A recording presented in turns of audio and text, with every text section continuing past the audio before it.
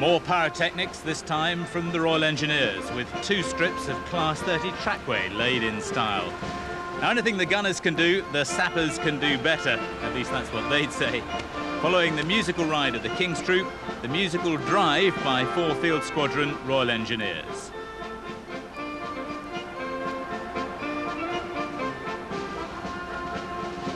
These Hydrema LWTs, or light wheel tractors, are a very useful addition to the Royal Engineers inventory.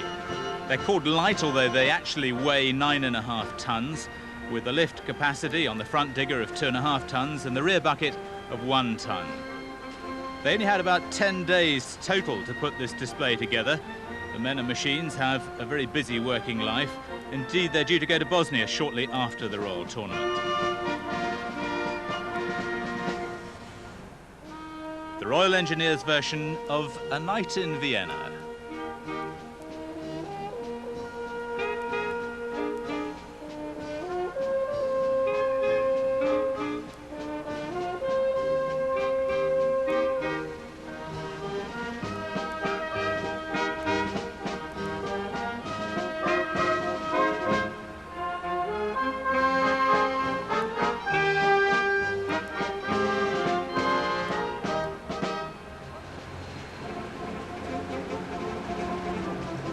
And there's no room for carelessness as Earls Court echoes to the sound of Rossini's William Tell Overture.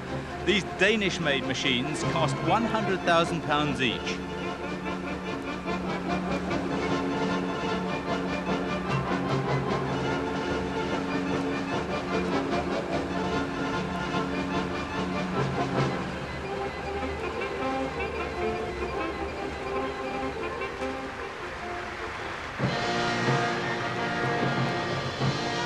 Among other things, they do what Royal Engineers have always done, dig trenches, or saps as the trenches were called, that were dug to enable assaults to be made on enemy fortifications. And that's where the sobriquet sapper comes from.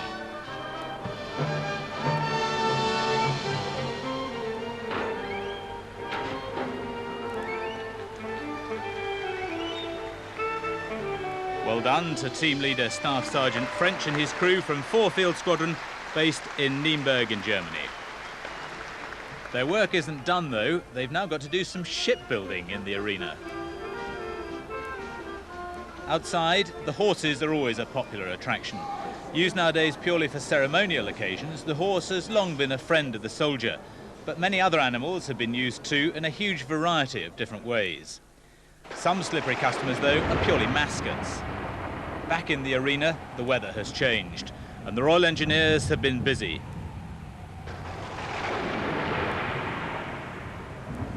Noah's Ark is just about constructed and ready to receive the extraordinary parade of animals that have been associated with the army. The cavalry and the horse gunners.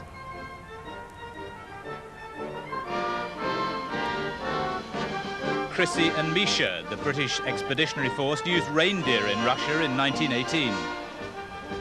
And Sherry, a zebu, which was used by the Corps of Transport in Persia and Mesopotamia. Lawrence of Arabia would have been lost without his camels, frequently used by the British in the Middle East. 2 alpacas, Pulper and Snowstorm. Alpacas were used quite recently during Operation Raleigh to carry water across the Atacama Desert. And man's best friend, used for laying telephone cables in the First World War trenches. Guard dogs and sniffer dogs too. Bella and Bertha, who provided milk in the awful conditions of the First World War trenches. And Jacob the Goose, whose alarm call saved the Coldstream Guards in Canada in 1838. And the regimental mascots, Malachi, the wolfhound of the 1st Battalion Irish Guards, an Indian black buck of the Royal Regiment of Fusiliers, Pegasus and Falklands, the Shetland ponies of the Parachute Regiment, that rock python again from 14 Tornado Squadron in Germany, and from RAF St Athan, a tarantula. And finally, Ramillies, the drum horse of the Royal Scots Dragoon Guards. As they all disappear inside the Ark, we move from Noah's to a much more modern version, the ARRC, or the Allied Rapid Reaction Corps. Since the end of the Cold War, the watchword has been Joint Multinational Operations. Doubling into the arena, 4 teams from Britain on the far side, then the United States, a multinational team, and Germany. The traditional test of the British soldiers' competitive juices is the assault course, and there are 4 identical courses here to test the team's speed and agility under, over and through a variety of obstacles. Colonel Richard Quick with the starting pistol. They all double down to the end and then through underneath the floor net. There in the dark green shirts, the multinational team, captained by a Belgian officer, Lieutenant Paris. Across the balance beam, under attack, and during that attack they sustained casualties. They picked up a stretcher, and when you see the way they handle it, you'll be glad to know that there's nobody actually inside there. Then over that 10-foot wall, not easy. They've got to work as a team to get everybody over here. Then through the flaming windows, and it's pretty close between the British team in black on the far side and the Germans in light green on this side. The stretchers running neck and neck as they go over the tyres. And remember, they've got to get the whole team through these obstacles, including the stretcher, up to the scramble nets. And the Germans have trained really well. I think they're probably just about the favourites. There are actually 7 teams competing throughout the 2 weeks of the tournament. We'll only see 4 on any given night. There'll be winners overall at the end of the 2 weeks.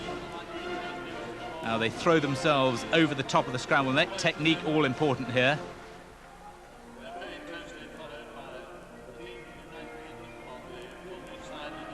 Representing Great Britain are the 1st Battalion, the Royal Highland Fusiliers. So they were having trouble getting over the wall. They're only wee jocks, but they're going well this time. Up the ladder over the high dreamers, and then they'll load the casualty into the cross-country vehicles, which they have to pull, no help from the engines, across the finish line. That's the American team in yellow having a bit of trouble from the 1st US Armoured Division in southern Germany. But the Germans are away, casualty into the vehicle, and now they'll push for the finish line. They have the option of using a rope on the front to pull, but they're all pushing it. And the Germans comfortably ahead. They'll be first across. A win for the favourites. With the multinational team in the dark green coming in second.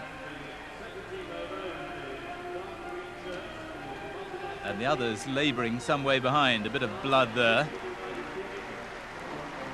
There's great determination to win this. There's no messing about. The British team in 3rd place. In fact, the CEO of the American teams rings up from Germany every day to find out how they've got on. He won't be too happy with today's result. They're the men of the Royal Highland Fusiliers. Congratulations from Colonel Richard Quick to the winning captain, a bottle of champagne, and congratulations from the other team captains as well. So the men representing the Allied Rapid Reaction Corps.